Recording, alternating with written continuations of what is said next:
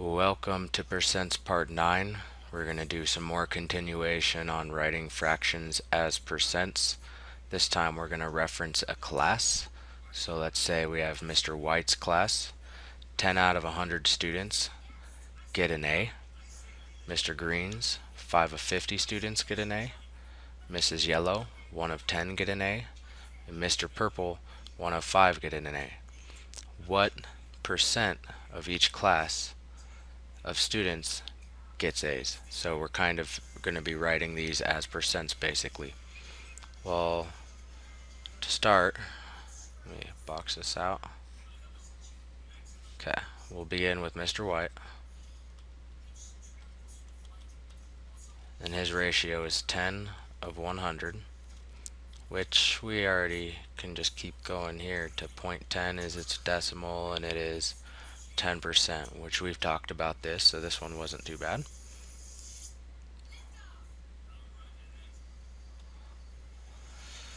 Mr. Green, his ratio is 5 out of 50. Well, we need that to look like this one, where it's under 100. Well, easy enough, we could just multiply the top and bottom by 2. Notice that 2 over 2 is 1, and anything times 1 is itself, so you're not really doing anything, you're just making it, putting it into proper form. This will give you 10 of 100, which is 0.10, or in the same 10% of the students in Mr. Green's class get A's. Alright, next is Mrs. Yellow.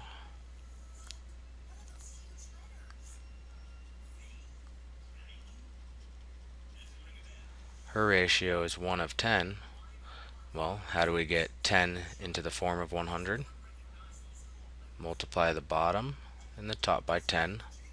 Notice 10 divided by 10 is 1. Anything times 1 is itself, so you're not really changing it, you're just putting it into proper form. And you end up getting 10 over 100, which is 0.10, or 10%. So, as the other classes, Mrs. Yellow also gets the students in 10% of the students in Mrs. Yellow's class get A's. And last we have Mr. Purple. The ratio for Mr. Purple's class is 1 of 5. So to get 5 into the form of 100, well, we multiply the top and the bottom by 20. I'm just finding the number each time that would be 5 times 20 is 100, 10 times 10 is 100, 50 times 2 is 100. You just find that number that makes it 100 and apply it to the top and the bottom. What you end up getting here when you multiply across is 20 over 100, which is 0.20, or in percentage form, 20%. So this is the percentage of students in each class that get an A. And it's just another idea you can use with percents, and an idea of how to, like, I don't know, just do stuff with them. Well, that's about it for this one. This one was just for that. So I will see you later, and stick around for some more videos.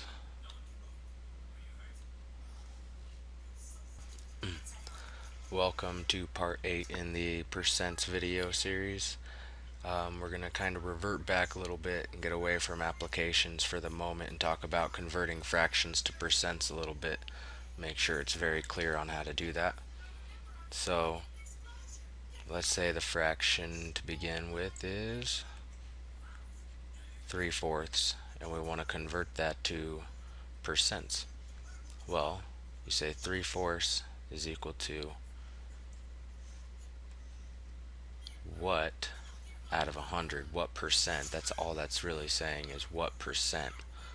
So there's a couple ways we could solve for it. We can just get this in terms of 100 over here, or we can multiply by 100 and simplify for x. We're going to multiply by 100. Well, if you do it to the right, you do it to the left. This cancels.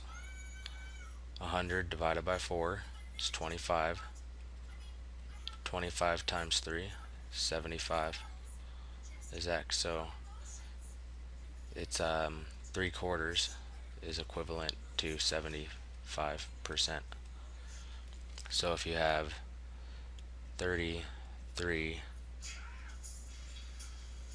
45ths, something that's not going to look that nice, don't think it's any more difficult than 3/4, because in reality you do the same thing. If you want to know the percent, you set it equal to percent and you solve for your x.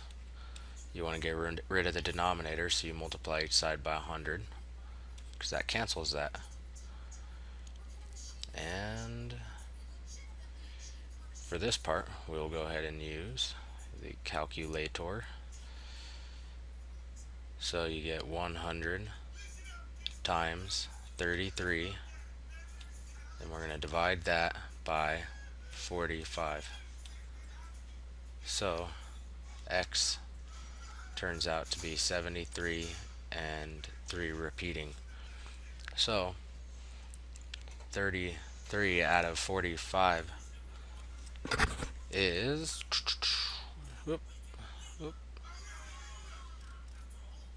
73.33 repeating percent.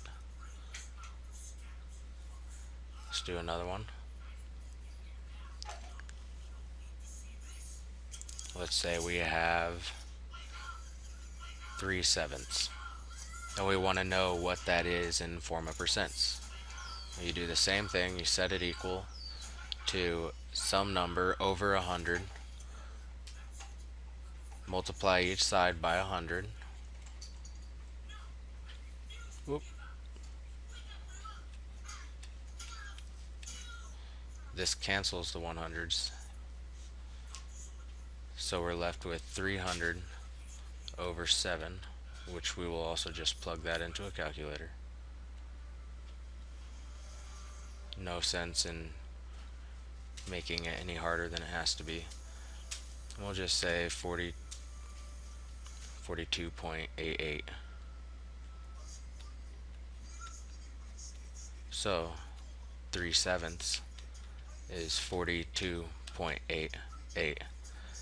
And you can kind of know that you're pretty correct, because if you think about what half of 7 is, you actually get 3.5 of 7. So if this was a 0.5, 3.5 here, this would actually be 50%. It would be half of a half. Since it's only 3, it's going to be a little bit less than half, which in this case is 42. So you could also use logic to help make sure that your answer's right. For instance, 3/4, well, you could always think about how many quarters are in a dollar, for instance. Here you can see obviously that 33 is much larger than half of 45, so your answer should be somewhere above 50, and it's just a little bit of logic to help keep track of whether or not you're doing it correctly. So if there's any confusion about why I'm multiplying each side by 100, I could go over other methods to solving these problems, including cross multiplication. Alright, well, I'll see you later.